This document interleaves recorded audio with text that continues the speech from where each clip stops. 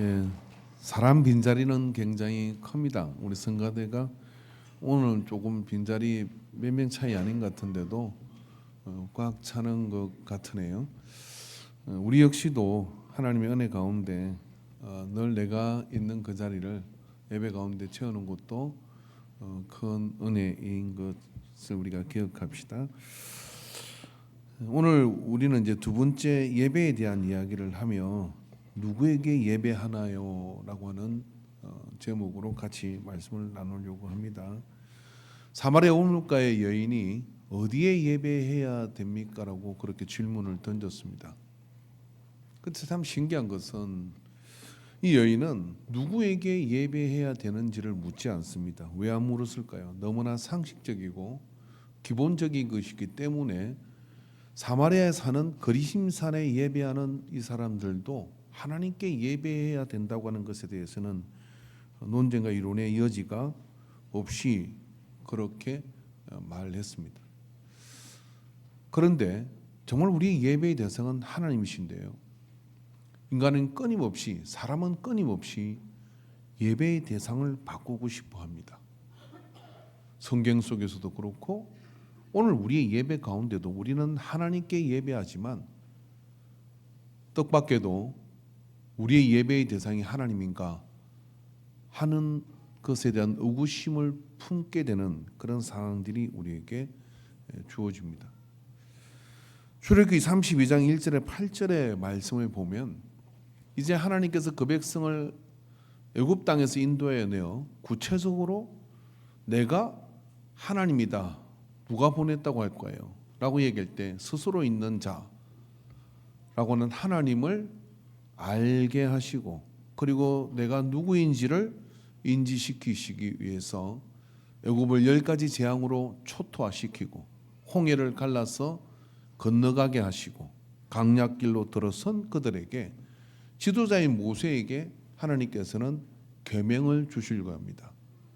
즉 신앙은 하나님이 신이 주는 계명을 준수하고 그 계명을 통해서 하나님 뭘 기뻐하는지 뭘 싫어하는지를 계약관계가 형성이 되게 되는 거거든요. 얼마나 중요한 일이에요. 하나님께서 제단 시대를 지나 이제 성막과 법궤를 통해서 성전으로 연결되는 그런 성경의 역사가 교회의 역사로 연결되게 되는데 그 중요한 시점에 모세가 시내산에 올라가서 십계명을 받기 위해서 40일 동안 주야로 금식하고 그 말씀을 받으려고 해요. 근데 그와 함께 했던 이 백성들은 그 골짜기 팽야에서 무슨 일을 벌였냐면은 백성이 모세가 산에서 내려옴이 더딤을 보고 모여 백성이 아론에게 이르러 말하되 일어나라 우리를 위하여 우리를 인도할 신을 만들라. 즉 신을 만들어 달라고 이야기를 합니다. 이 모세 곧 우리를 애굽 땅에서 인도해 낸 사람은 어찌 되었는지 죽었는지 살았는지 알지 못합니다.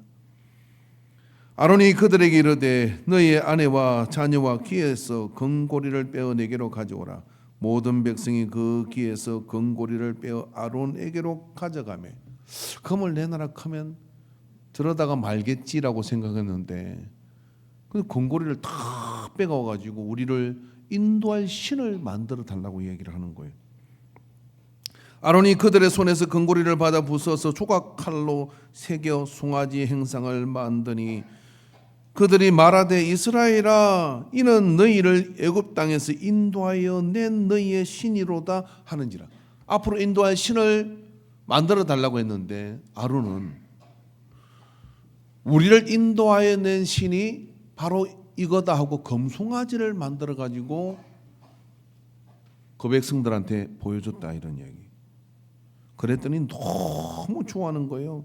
아론이 보고 그 앞에 제단을 쌓고 이에 아론이 공파하여 이르되 내일은 여호와의 절일이니라 하니 그러니까 그들에게는요 새로운 신이든 우리를 인도하여 신이든 그들이 볼 수 있는 신을 요구했고 그리고 그들의 유목생활을 하고 그리고 가축을 키우는 게 주된 업무가 된 이 히브리인들에게는 금송아지처럼 좋은 게 없는 거예요.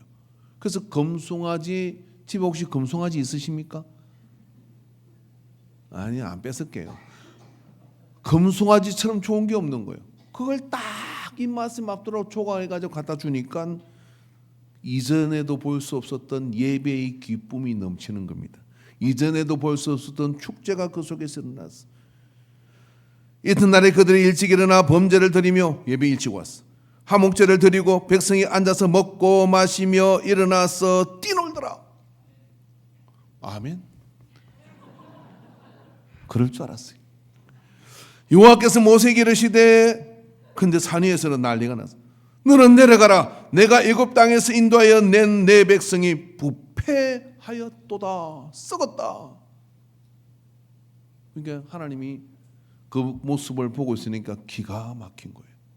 모세도 얼마나 분냈냐면 내려가 돌판을 집어 던져 하나님이 새겨준 돌판을 깨뜨려 버렸어요. 이 돌판과 이게 너들한테 소용이 없구나 하고 던졌어요. 나중에 그 볼로 자기가 직접 새겼어요. 성경 보면 참 재밌어요. 부패하였다. 그들이 내가 그들에게 명령한 길을 속히 떠나 자기를 위하여, 누구를 위하여? 자기들을 위하여 송아지를 부어 만들고 그것을 예배하며 그것에게 제물을 드리며 말하기를, 이스라엘아, 이는 너희를 애굽 땅에서 인도하여 낸 너희 신이라 하였도다. 어쩌면 이럴 수 있습니까?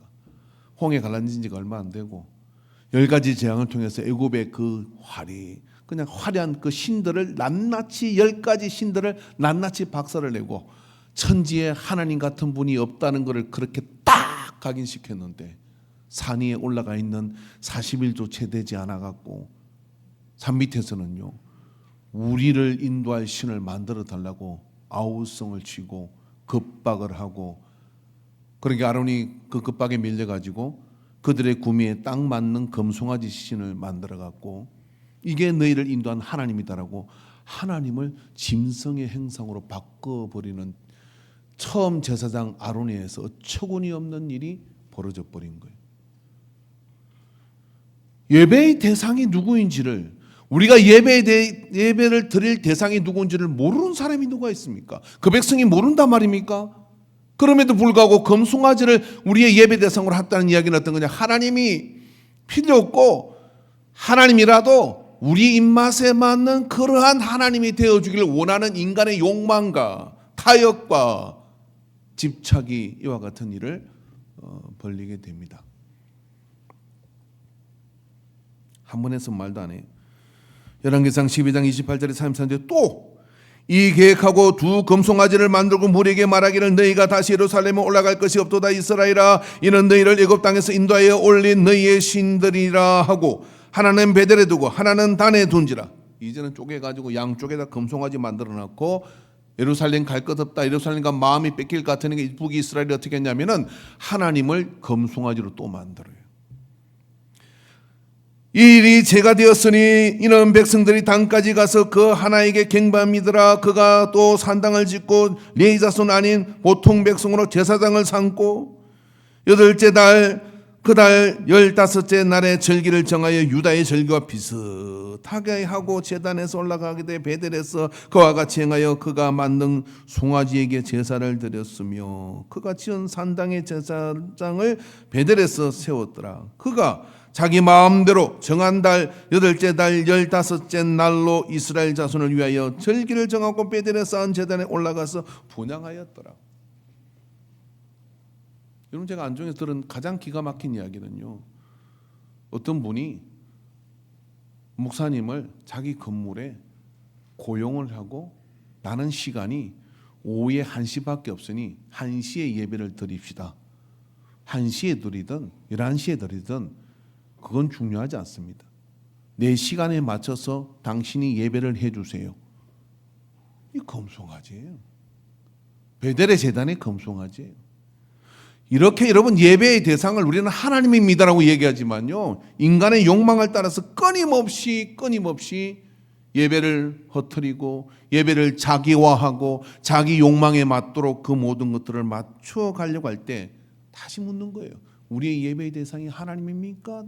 너냐? 너 자신이냐라고 묻는 질문에 우리는 대답을 해야 하는 겁니다. 왜 그렇게 예배의 대상이 흔들리는 것입니까? 왜 그렇게 예배의 대상은 자꾸 요동치는 것입니까? 제가 문제 있는데 보니까 하나님은 눈에 보이지 않기 때문에 그렇습니다. 하나님이 눈이 보이지 않다는 이야기는 마음대로 바꿔도 되는 거죠. 예를 들어 여러분, 아론이 한 번이라도 하나님을 봤다면 금송아지를 만들었겠습니까? 비슷하게라도 하나님의 형상을 만들었겠지. 근데 하나님은 한 번도, 하나님은 영이시니 사람이 볼 수 없다 그랬단 말이에요. 하나님을 봤다는 건 거짓말이라는 이야기예요.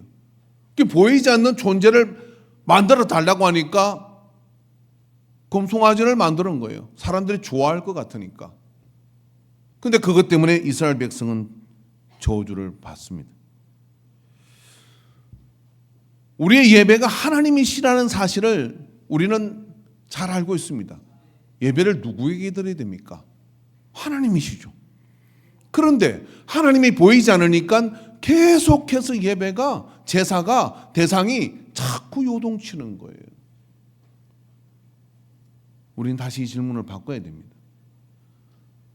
사마리아 여자는 예배를 누구에게 드립니까? 라고 묻지 않았습니다. 그러면 이렇게 물어야 됩니다. 누구의 이름으로 예배를 드려야 합니까? 왜냐하면 예수님이 오셔가지고 우리에게 예배에 관해 한 이 말씀들을 보면은 하나님과 예수님의 연합을 이해하라고 얘기합니다. 11절 말씀 한번 읽어봅시다. 우리 본문 읽었던 11절. 자, 한번 읽어보세요. 시작. 내가 아버지 안에 거하고 아버지께서 내 안에 계심을 믿어라. 여기까지만. 요한복음 14장 9절 말씀 다시 읽어보세요. 시작. 내가 아버지 안에 거하고 아버지께서 내 안에 계심을 믿어라. 그렇지 못하거든 행하는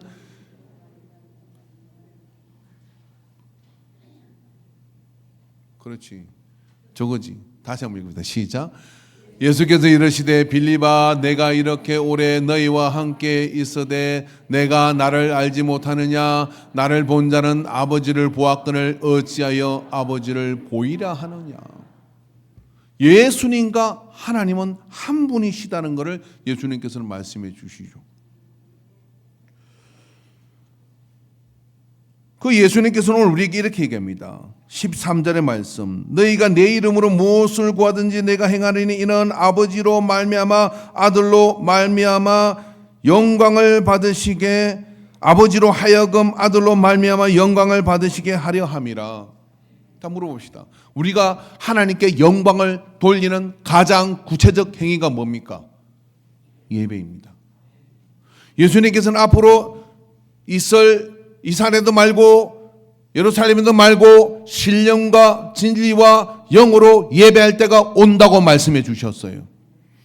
그 영으로 예배할 때가 온다고 말씀하시며 그 예배를 통하여 제사를 통하여 다 모든 것을 하나님께 영광을 올려드리는 건데 그 영광을 어떻게 올려드린다고 이야기하느냐면 너희가 내 이름으로 무엇을 구하든지 내가 행하리니 이는 아버지로 하여금 아들로 말미암아 아들을 통해서 영광을 받으시게 하렵니다. 그러므로 우리는 우리의 질문을 바꿔야 되는 거예요. 누구의 이름으로 예배합니까? 라고 정확하게 물어야 되는 겁니다. 베드로 16장 18절부터 19절에 또 내가 내게 이르노니 너는 베드로라 내가 이 반석에 내 교회를 세우리니 음부의 근석에 이기지 못하리라. 내가 천국의 열쇠를 내게 주리니 내가 땅에서 무엇이든지 매면 하늘에서도 매일 것이요 땅에서 무엇이든지 풀면 하늘에서도 풀리리라 하시고 교회는 예배 공동체이고 그 예배 공동체를 통해서 예배를 통해서 음부의 근석에 이기지 못하는 교회가 견고하게 서는데 그게 뭐라고 말씀해요? 내 교회를 세우리라고 말씀했어요. 왜 내 교회라고 하는 겁니까? 왜냐하면 예수님의 이름으로 드릴 때 예배의 대상인 하나님을 정확하게 우리는 향하고 흐트러짐 없는 예배를 드릴 수 있기 때문에 그런 겁니다. 왜냐하면 하나님의 눈에 보이지 않거든요. 하나님의 눈에 보이지 않기 때문에 하나님께서는 어떻게 하십니까? 이제 볼 수 있는 하나님을 우리에게 보여주신 거예요. 그분이 예수님이시죠. 여러분 하나님이 생각해 보십시오. 내가 하나님이요.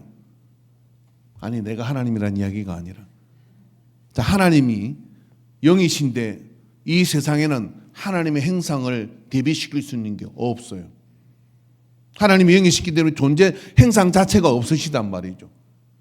그런데 사람들이 자꾸 나를 보여달라고 이야기를 하고 금송아지를 만들고 뭘 만들고 이런단 말이에요. 어떤 나라에 화가가 하나 있었어. 뭐든지 잘 그리는 화가 있어. 왕이 자기의 초상화를 그리면서 이 화가에게 묻습니다. 어떤 그림이 어려우냐? 그러니까 어려운 것은 고양이 그림이 어렵다 그래요. 어떤 그림이 쉽냐? 그랬더니 도깨비 그림이 쉽다 그럽니다. 아니 도깨비가 더 어렵지 어떻게 고양이 어렵냐? 그랬더니 이 화가가 빙그레 웃으며 이렇게 얘기합니다. 도깨비는 아무도 본 사람이 없기 때문에 자기가 그러면 도깨비가 된다는 거예요. 사람들이 하나님의 형상을 닮도록 지음을 받았고 그리고 하나님에게 예배를 드리는데 하나님이 눈에 보이지 않으니까 자꾸만 우상덩어리를 금송아지를 만들고 뭘 만드는 거예요. 그럼 하나님이 어떻게 하시냐면 내게로는 그 예배를 온전하게 하기 위해서 어떻게 하냐. 말씀이 육신이 되어 처음부터 계신 그분이 말씀의 육신화, 이 성육신이라 그래요. 이 성육신을 통해 우리에게 오셔가지고 내가 내 안에 하나님이 계시고 하나님 안에 내가 있다. 이걸 믿어라. 안 믿네요. 말씀이 있는데 하나님은 나로 말미암아 영광을 받으시려고 한다. 그래서 예수님의 이름으로 내 이름으로 무엇이든지 내게 구하면 내가 행하리라. 그렇게 말씀해 주시는 거예요. 마태복음 18장 18절부터 20절에 진실로 너희에게 이르노니 무엇이든지 너희가 땅에서 매면 하늘에서 매일 것이고 무엇이든 땅에서 풀면 하늘에서 풀리리라. 진실로 다시 너희에게 이르노니 너희 중에 두 사람이 땅에서 합심하여 무엇이든지 구하면 이게 여러분 예배입니다. 하늘에 계신 내 아버지께서 그들을 위하여 이루게 하시리라. 두세 사람이 내 이름으로 모인 곳에는 나도 그들 중에 있느니라. 왜 예수님은 자기 이름에 그렇게 집착을 하는 걸까요? 왜냐하면 우리의 예배의 대상이 누굽니까? 하나님을 알아요. 그런데 그 예배의 대상으로 가는 길을 하나님의 행상이 없고 하나님이 눈에 보이지 않으니까 지 마음대로 만들어가지고 이게 하나님이라고 금송아지를 만들어 놓거나 자기 마음대로 이게 하나님을 믿는 것이라고 이야기하며 그렇게 이상한 행동들을 하고 그 속에서 이단들이 이렇게 나오게 되는 거예요. 근데 예수님은 나를 통하여 내 이름으로 하나님은 영광, 예배를 받으시기를 원한다는 거예요. 한번 물어봅시다. 여러분, 우리가 예배를 드리면 누구의 이름을 가장 많이 부르나요?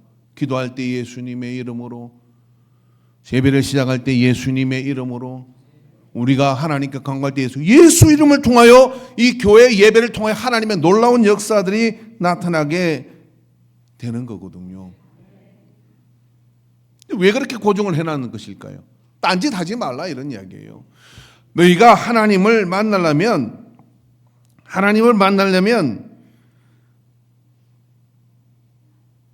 하나님 그 예배를 통해 하나님의 행상, 우리가 원래 하나님의 행성으로 지음을 받았고 지음받은 우리가 하나님의 행성으로 회복되어야 되는데 모델이 없는 거예요. 그래서 너희는 나를 본받는 자가 되라고 말씀하시고 그래서 예수님을 통해서 우리는 하나님의 행상이 회복되는 거예요. 왜냐하면 그분과 하나님은 똑같은 분이시거든요. 그런데 하나님은 눈에 보이지 않지만 그분은 눈에 보이시는 겁니다. 그래서 너희가 나를 사랑하면 내 계명을 지키리라고 말씀을 하는 거예요. 여러분, 우리가 하나님께 예배를 하지만 나는 하나님께 예배하지만 라고 말하면서도 실제로는 내 욕망을 채워줄 종교 서비스를 찾을 수도 있고 예수님의 이름으로 예수님의 마음과 뜻을 따라 오직 하나님께 영광을 돌릴 때 우리는 진정한 예배의 대상에 맞춰져서 그분이 나의 삶 속에 나를 만들 수 있는 그런 역사 가운데로 나아갈 수가 있는 거예요. 예수님께서는 우리에게 나는 길이요 진리요 생명이라고 말씀하십니다. 여러분, 우리가 길을 가며 취업의 길, 성공의 길, 뭐 이런 길들을 찾아야죠. 근데 근본적으로 우리 인생이요, 예수님께서 나는 길이다라고 이야기할 때 예수님께서 말씀하시는 길과 진리는 무엇일까요? 누구든지 나로 말미암지 않고는 아버지께로 올 자가 없다 그랬어요.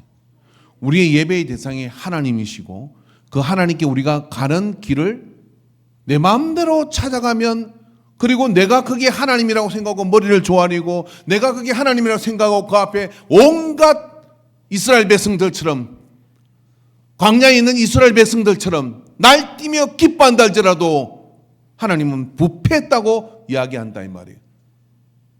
그런 가운데 오신 예수님께서는 내가 그 길의 길이다, 하나님께로 가는 그 길이다. 그럼 우리는 예수님의 이름으로 예배해야 하는 겁니다. 그리고 예수님께서 내가 진리다라고 말씀하시는 거예요. 그래서 예수님께서는 사마리아 여자가 물을 때 진리와 영으로 예배할 때가 온다고 말씀하셨어요. 그 진리와 영이 누구냐면 예수님이라는 거예요. 예수님은 할 말을 다 하셨어. 여러분, 예수님께서 우리의 예배 가운데 기능이 화목 제물이 되셔가지고 구약의 범제단을 지나서 성소로 지성소로 들어가는 과정에 그 제단의 제물, 짐승에 피로 드리는 제단의 제물의 역할 정도라면 여러분 착각을 하시는 거예요.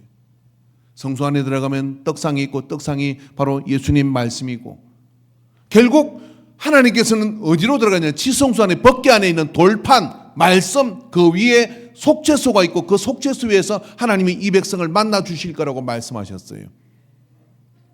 거기까지 갈 수 있는 유일한 통로는 예수님의 이름밖에 없습니다. 예수님의 이름으로만 우리는 하나님께 영광을 돌리고 나갈 수 있는 예배의 통로가 열리는 거예요. 여러분, 이것을 배제하면 우리는 방황하게 되는 거고, 그래서 예수님이 하신 말씀, 예수님이 기뻐하는 일, 예수님이 뭘 우리에게 요청하시는지를 철저하게 우리는 들을 때 길이신 예수님을 통하여 우리의 예배가 하나님께 영광을 온전히 돌려드릴 수가 있는 거예요. 눈에 보이지 않는 하나님을 예배하는 우리가 우리의 눈에 보이는 하나님인 예수님을 우리에게 보여주신 것이에요. 그래서 우리의 예배는 그 예수님을 통해서 우리는 하나님께 예배를 드리게 되는데, 예수님은 성천하셔 버렸네. 그러면서 예수님께서는 나는 길이요 진리요 생명이라고 말씀하셨어요. 그럼 우리는 어떻게 예수님을 만날 수 있습니까? 골로새서 1장 15절에 그는 보이지 아니하는 하나님의 형상이요, 하나님은 보이지 않는, 그런데 보이지 않는 그 형상, 보이는 형상으로 오신 분이 모든 피조물보다 먼저 나신 이신이 예수님에 대해서 얘기합니다. 요한일서 4장 12절에 어느 때나 하나님을 본 사람이 없으되 만일 우리가 서로 사랑하면 하나님이 우리에게 안에 거하시고 그의 사랑이 우리 안에 온전히 이루어지느니라. 하나님을 본 사람이 없대. 그래서 우리는 금송아지 만드는 거예요. 요한복음 12장 45절에 나를 보는 자는 나를 보내신 이를 보는 것이라. 이제 하나님을 볼 수 있다는 거예요. 여러분, 우리의 예배가 하나님께 예배를 드리는 건데, 하나님은 눈에 보이지 않는데 보이지 않는 하나님이기 때문에 우리의 예배가 금송아지를 만들고 하나님이라고 그러고, 또 내 욕망에 맞는 걸 만들어 놓고 그게 우리의 예배의 대상이라고 이야기하는 일이 비일비재하게 일어나고 있는 겁니다.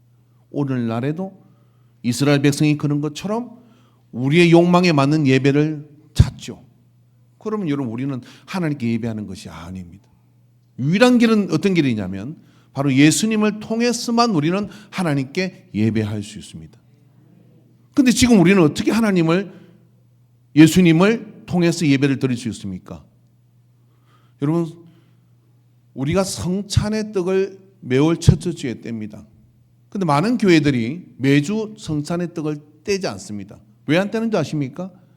왜 안 떼느냐면 그 성례가 예수님의 말씀을 통해서, 하나님의 말씀을 통해서 우리 안에 이루어지고 있다고 믿고 그렇게 하는 행위를 우리는 다 동의하기 때문에 매주 성찬식을 하지 않는 거예요. 그게 뭐냐면 바로 이 하나님의 말씀을 듣는 설교 시간이에요. 계획주의자들, 오늘 우리가 있는 개신교회가 캐톨릭으로부터 벗어날 때 사실 중세시대 신분인들은 설교를 하지 않았습니다. 이 성경을, 라틴어로 된 성경을 한번 읽는 것으로 이것이 하나님의 말씀입니다 하고 향 흔들고 그리고 성수 뿌리고 그리고 하면서 이 미사가 끝나게 돼요. 근데 개신교로 오면서 여러분이 성전에 들어가게 되면, 그 성당에 들어가게 되면은, 저도 성당을 많이 방문해 봤는데 정중앙에 예수님이 못 박히신 그런 고상 십자가가 있고 예수님의 형상이 딱 보여. 그런 다음에 양쪽에는 성인들이 쭉 있습니다. 기둥 사이에. 그러면 캐톨릭 성도들 어떻게 하냐면 거기 들어간 성인들 중에 내가 필요한 그 성인 앞에 가서 그 성인에게 피는 거예요. 도와달라고. 그리고 마당에는 마리아 상이 있습니다. 그리고 신실한 그런 캐톨릭 성도들은 자기 집에 이 불상을 모시듯이 마리아 상을 모셔. 그리고 난 다음에 어떻게 하느냐면은 신부가 와서 거기에 물을 붓고 기도하면 그때부터 마리아가 거기 임한다고 생각해요. 이게 우상덩어리인 거예요. 예수님은 우리의 예배가 그렇게 되는 걸 용납하지 않으셨습니다. 나로 말미암지 않고는 아버지께로 올 자가 없다고 말씀하셨어요. 이걸 계획주의자들이 캐톨릭이 얼마나 틀렸는지를 자각하고 각성하고 모든 행상을 다 치웁니다. 그리고 이 안에서 십자가조차도 못 걸게 합니다. 그리고 딱 한 가지 올리는 게 뭐냐면 설교단상이에요. 왜냐하면 말씀을 통해서만 우리는 예수님을 볼 수 있고 만날 수 있는 거예요. 그리고 그 말씀을 통하여 만난 우리가 비로소 하나님을 보고 돌아가는 겁니다. 그래서 말씀을 봉독하는 단상이 가장 높아요. 우리가 예배 때 일어나서 하나님 말씀을 받는 이유가 여기 있는 겁니다. 감히 여러분 종교 개혁 시즌에는 이 성경을 성도들이 가질 수도 없었지만은 읽을 수도 없었어요. 성경 말씀 봉독자가 설교 단상보다 더 위에 있어요. 여러분이 종교 개혁실 한번 방문해 보면 그게 보여요. 그리고 그 밑에 설교 단상이 있어요. 그리고 그것을 통해서 우리는 예수님을 만나는 거예요. 예수님을 만나 예수님을 통해서 하나님이 우리가 보이는 겁니다. 지금도 하나님은 눈에 보이지 않습니다. 근데 하나님을 보는 사람들이 있습니다. 예배 가운데 하나님을 보는 사람들이 있어요. 어떻게 보느냐면, 자, 이런 겁니다. 어떤 것이냐면은, 여기 행체가 없는 그런 무형의 존재가 막 움직이고 있어. 근데 거기에 여러분, 예를 들어 어떤 입자를 뿌리게 되면 움직이고 있는 게 보여요. 제가 너무 설교를 쉽게 설명하니까 AI만 알아듣더라고. 이게 무슨 이야기인지. 입자를 뿌리면 움직이는 게 보인다 이 말이에요. 여러분이 설교 시간에 말씀을 듣고 있다가 저거 옛날에 내게 있었던 일인데 라는 생각이 들어. 그 생각이 들게 될 때 우리는 누구를 봅니까? 하나님이 일하셨구나. 눈에 보이진 하나님을 말씀이신 예수님을 통해서, 자, 지금은 여러분 말씀과 예수님은 동일인이 동급이에요. 동급 같은 거예요. 근데 설교 시간에 선포적 말씀을 통해서 우리가 하나님이 일하시는 걸 보게 되고 하나님이 뭘 기뻐하는 게 알게 되고, 그래서 하나님을 만났다고 이야기하고 보았다고 이야기하는 겁니다. 예수님 빼고 말씀 빼고 그런 일은 일어나지 않습니다. 거짓말하는 자라는 거예요. 그래서 여러분 예배 시간에 설교가 가장 비중을 많이 차지하는 거예요. 그러니까 설교 짧게 하라고 하지 마세요. 그래서 계획주의자들은 이걸 모든 허상과 모든 우상과 하나님 앞으로 가는 이 걸림돌들을 싹 지워버렸어. 건물 구조 안에서부터 지워버렸습니다. 그리고 어떻게 하느냐면요, 오직 말씀. 그 말씀을 통해서만 우리가 하나님을 만날 수 있다는 이유가 여기에 있는 거예요. 여러분 가끔 궁금하지 않습니까? 왜 예배 시간에 목사가 제일 시간을 많이 차지하고 저렇게 떠드나? 아니요, 목사가 아니에요. 목사가 아니라 성육신의 사건이 설교를 통해서 일어나는 겁니다. 이 하나님의 말씀이 성령 충만한 설교자를 통해 선포될 때, 말씀이 육신에 되어 오신 예수님이 이 가운데 우리 안에 느껴지고 그리고 우리 안에 보여질 때, 그 보여지는 걸 통해 그 입자가 날리는 거예요. 그 입자가 날리게 되면 어떻게 하냐, 하나님이 보이는 거예요. 하나님이 일하심이 보이는 거고, 하나님 우리를 얼마나 사랑하심이 보이는 거고, 이 글자인 이 로고스의 말씀이 성령을 받은 선포자에서 선포되는 그 시간을 통하여 예수님이 우리 가운데 임하고 계시는 겁니다. 그래서 떠나셨는데도 어떡하냐, 내가 세상 끝날까지 너희와 함께 할 거라고 말씀하셔 주시는 겁니다. 여러분, 이걸 잘 여러분 예배 시간을 이해할 수 있습니다. 그리고 그 시간을 통해서 우리는 하나님을 만날 수가 있습니다. 그래서 여러분, 하나님을 흉내내는 가짜들은 끊임없이 예수님을 지우려고 합니다. 그런 줄 알고 예수님께서는요, 나로 말미암 조건 안 된다 이렇게 말씀하신 거예요. 안사로 이단, 어머니 하나님 찾는 이 이상한 가짜들, 그들은 이렇게 얘기합니다. 제가 그들하고 이야기를 해보니까 예수님은 실패했다는 거예요. 왜 실패했냐 그랬더니 구약의 말씀에 나무에 달린 자들 저주를 받았으니 예수님이 저도 받았으니 실패자다라고 얘기합니다. 왜 그렇게 집요하게 예수님을 지우려고 하는 것일까요? 문수명 마찬가지고. 왜 그럴까요? 왜 그러냐면요, 그래야 사기 쳐먹을 수 있기 때문에 그렇습니다. 제 표현이 좀 거칠어도 이해하십시오. 예수님을 통하지 않고는, 말씀을 통하지 않고는 하나님을 볼 수 없는데, 하나님은 어차피 안 보이니까 지 맘대로 떠드는데 예수님 빼야 이게 말이 되거든요. 근데 예수님을 통해서 우리가 하나님을 만나도록 가면 딴소리를 못하는 거예요. 예수님을 통해서 우리가 하나님을 만나는 그곳으로 가야 제대로 하나님께 영광을 올려드릴 수가 있는 겁니다. 이해가 되십니까? 그래서 우리가 설교 시간에 졸면 안 되는 거예요. 그래서 우리가 설교 시간에 집중을 해야 하나님을 만나게 돼. 그래서 예배 시간에 설교를 제일 많이 배당을 주는 거예요. 저는 설교를 25분 하려고 무디하게 노력하는데 왜 설교가 길어지는지를 저도 하다가도 모르겠어요. 근데 왜 그러시나 봤더니요, 여기 한 번만 딱 여러분 서 보십시오. 요게 몇 명 안 돼요. 제가 이게 1000명이 돼도 1000명 다 누가 하나님을 보고 있는지가 보여요. 누군가는요, 끊임없이 도망갑니다. 집으로 도망을 가고 자기 지식으로 도망을 가고. 그럼 하나님을 못 만나는데 그게 애가 터지는 거예요. 그래서 하나님을 만나려면 어떻게 되냐면 예수님의 이름으로 예배를 드려야 되는데, 이 이름이라고 예수 이름으로 예수를 한다고 되는 게 아니라, 나는 길이요 진리요 생명이다. 나를 말미암지 않고는 아버지께 올 자가 없다. 이 말씀 속에 여러분이 집중을 해서 그분을 통하여 내가 하나님 만났다. 저는 설교가 이것이라고 생각합니다. 제가 전도사 교육이든 목사 인준 대상자를 물어봅니다. 앞으로 설교하고 살았는데 설교가 뭐라고 생각하냐? 그렇게 물어보면 제 기준은 대답하는 사람, 제대로 대답하는 사람이 없더라고요. 설교는 성령의 감동으로 예수님을 통하여 청중으로 하여금 하나님을 만나게 하는 것, 그것이 설교라고 생각합니다. 이보다 더 명쾌한 명제는 만난 적이 없습니다. 설교는 그냥 강연이 아니라 예수 그리스도의 성육신의 사건이 일어나게 돼 설교 시간을 통하여 예수님을 인격적으로 만나게 되면, 예수님 말씀하시잖아요. 하나님이 내 안에 있고 내가 하나님 안에 있는 걸 믿어라. 그리고 하나님은 나를 통하여 영광을 받으시길 원하신다. 나로 말미암아 예수님을 통해서만 우리가 드리는 예배의 영광이 하나님께 올라간다는 거예요. 설교는 그걸 이루는 놀라운 시간입니다. 저는 뭐 쉬운 줄 알아요. 근데 그 설교 시간을 놓쳐버리면 어떻게 되느냐면 여러분이 하나님을 만날 수가 없습니다. 만날 가능성이 없습니다. 왜냐하면 성경과 예수님은 그걸 허락한 적이 없어요. 나를 말미암지 않고는 아버지 하나님을 만날 수가 없다. 나는 길이요 진리요 생명이다. 사랑하는 성도 여러분,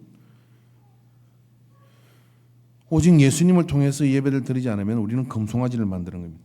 자기 욕망을 채우는 예배가 될 수도 있습니다. 목사도 자기 목회를 정당하게 해서 예배 시간을 이용할 수 있습니다. 성도는 자기 지혜, 자기 유희를 위해서 예배를 선택할 수 있습니다. 다 틀렸습니다. 오직 예수님의 말씀을 통해서 그 예배 속에 예수님을 인격적으로 말씀 가운데 만날 때 우리는 하나님을 배우고 돌아가는 겁니다. 정확하게 인지하시기를 바랍니다. 그래서 이 한 주 동안 예배의 성공자가 되기를 바랍니다. 그 예배의 성공자가 되는 길은 뭐냐면 주님을 묵상하고 시작하는 예배여야 합니다. 아침에 오면서 여러분 주일날 토요일날 저녁에 주보에 말씀을 띄웁니다. 혹시 이 가운데 그 말씀을 한번 읽어보고 내가 이 말씀을 통해 하나님을 어떻게 배울까 하는 그런 생각을 하고 오신 분이 이 중에 있을 겁니다. 그러나 전혀 그런 생각을 못하고 오신 분도 있을 겁니다. 그러나 여러분 그렇게 사모하는 마음을 가지고 하나님을 배우고자 하는 통로가 바로 이 통로인 것을 기억하고 그 믿음을 가지고 하는 이 한 주가 되기를 주님의 이름으로 축원합니다. 참 현대는 참 좋은 때예요. 밴드에서 누가 이것을 받는지가 다 나옵니다. 우리 교회 26명을 넘지 않습니다. 그것도 돌아보고 나간 사람이 있을 거예요. 그러나 거기에 하나님은 기억하시죠. 그 말씀을 찾아보고 가슴에 품고 이번 주일날 내가 하나님을 배워야지 하는 사모함을 가진 사람이 있습니다. 여러분 이게 예배의 핵심이고 본질입니다. 그러므로 여러분 오늘 사마리아 여인은 어디에 예배했느냐고 물었지만 너무나 당연했던 예배의 대상인 누구에게 예배합니까? 라는 물으면은 우리 모두는 정답을 말할 수 있습니다. 그러나 정답대로 되지 않은 이유는 그래서 예수님께서는 오셔서 우리에게 내 이름으로 무엇이든지 원하는 대로 구하라. 두세 사람이 내 이름으로 모인 곳에 나도 그들 가운데 있느니라. 곳곳에서 예수님의 이름을 통하여 예배하라고 말씀합니다. 이걸 잘 이해하는 우리 모든 인간의 공동체가 되기를 주의 이름으로 축원합니다. 찬양하겠습니다. 찬양팀 올라와 주시기 바랍니다. 끊임없이 예배 속에 사람의 욕망과 사람의 의도와 사람의 모든 뒤틀림들이 성경에서도 지금도 나누어져 왔습니다. 오늘 나의 예배는 건강한지 다시 묻고 나가며 회개하나이다. 오직 예수 그리스도의 말씀을 통해 주님을 인격적으로 만나는 그래야 하나님을 배우고 들어가는 우리 인간의 예배가 되게 하여 주시옵소서. 각 사람이 예배의 성리자가 되게 하여 주시옵시고 예배자로 섰사오니 우리를 붙들어 예배를 통하여 고칠 것을 고치게 하시고 채워질 것을 채워지게 하시며 위로받을 것을 위로받는 생명의 예배가 되게 하소서. 나는 길이요 진리요 생명이라고 하는 길과 진리와 생명의 역사가 이 예배 가운데 있음을 확신하게 하옵소서. 예물을 구분하여 주께 드립니다. 영광을 받아 주시옵시고 11조문을 구분하여 드린 믿음 위에 한량한 은혜와 하나님이 함께 하심의 증거들의 삶 속에 일어나게 하소서. 감사의 예물을 드립니다. 육신의 질병이 그 몸에서 쫓겨나가게 하여 주시옵시고 마음의 염려가 사라지게 하여 주시옵시고 하나님 앞에 깊은 평강으로 능히 요동치는 세상 속에 산처럼 고요하여 하나님의 역사를 누리는 인생과 기업이 되게 하소서. 건축을 해드린 예물을 주님 받으소서. 성교를 위해 심은 예물을 통하여 참으로 많은 영혼이 하나님께로 돌아오는 역사를 누리게 하소서. 생일을 맞아 주 앞에 예물을 드립니다. 이 딸을 긍휼히 여겨 주시옵소서. 아버지 그 몸의 모든 질병이 예수 이름으로 치유되게 하시고 그 모든 질병의 그림자가 깨끗이 사라지게 하옵소서. 일체문 대단을 쌓습니다. 영광을 받으소서. 주는 걸 드는 시간을 드리는 모두에게 하나님의 큰 은총이 임하게 하여 주시고 이 한 주를 예배자로 승리하며 살아가는 그런 믿음의 자리를 지켜내게 하소서. 모든 것 받으심을 감사드리며 예수님의 이름으로 기도하옵나이다. 아멘. 이제는 길과 진리와 생명이신 우리 주 예수 그리스도의 구속의 은혜와 우리를 끊임없이 사랑하시는 하나님 아버지의 한량없는 사랑하신 것, 성령 하나님의 역사하시고 교통하시고 감화하심이 오늘 이 예배를 통하여 예배자로 살아갈 것을 예수님의 이름으로 날마다 모든 예배 가운데 하나님을 비옵는 놀라운 역사를 누릴 것을 사모하고 작정하는 모든 예배자들의 머리 위에 이제로부터 영원토록 함께 있을지어다. 아멘.